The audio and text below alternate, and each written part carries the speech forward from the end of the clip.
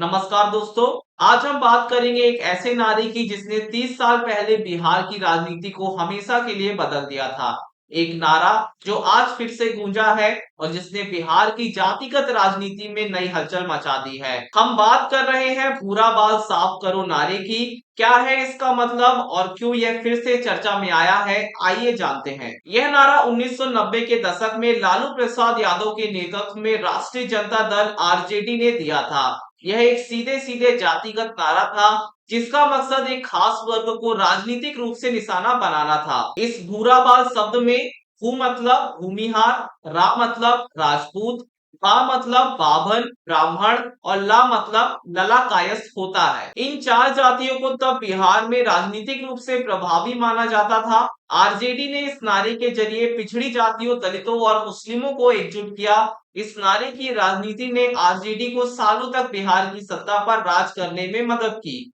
यह एक ऐसा दौरा था जब बिहार में जाति की पहचान ही सबसे बड़ी राजनीतिक पहचान बन गई थी। अब 30 साल बाद जब बिहार में जातिगत जनगणना के आंकड़े जारी हो चुके हैं, यह नारा फिर से सुनाई देने लगा है। आरजेडी के कुछ नेताओं ने ऐसे बयान दिए हैं जिन्हें सीधे सीधे उसी भूरा बाल की राजनीति से जोड़ा जा रहा है। इन बयानों का मकसद एक बार फिर अपने पुराने वोट बैंक पिछड़ा वर्ग और मुस्लिमों को गोलबंद करना है। लेकिन इस बार जेडीयू नेता आनंद मोहन ने इसका कड़ा विरोध किया है। उन्होंने कहा है कि आरजेडी फिर से वही पुरानी जातिगत राजनीति शुरू करना चाहती है, लेकिन अब समय बदल चुका है। अब बिहार में ऐसी राजनीति नहीं चलेगी। तो सवाल यह है, क्या बिहार वाकई बदल गया है? एक तरफ बिहारी युवा रोजगार और विकास की बात करते हैं, उसे जाति से ज्यादा भविष्य की चिंता है। दूसरी तरफ राजनीति में आज भी जाति का जिक्र हो रहा है। जातिगत जनगणना के बाद हर पार्टी जाति के आधार पर अपना गणित बैठाने की कोशिश कर रही है। आरजेडी पिछड़ों और मुस्लिमों को अपने पाले में लाना चाहती है, वहीं बीजेपी और जेडीयू जैसी पार्टियां सभी जातियों को साथ लेकर चलने की रणनीति पर काम कर रही है। यह नारा सिर्फ एक नारा नहीं बल्कि बिहार की उस राजनीति का प्रतीक है जो दशकों से चला आ रहा है।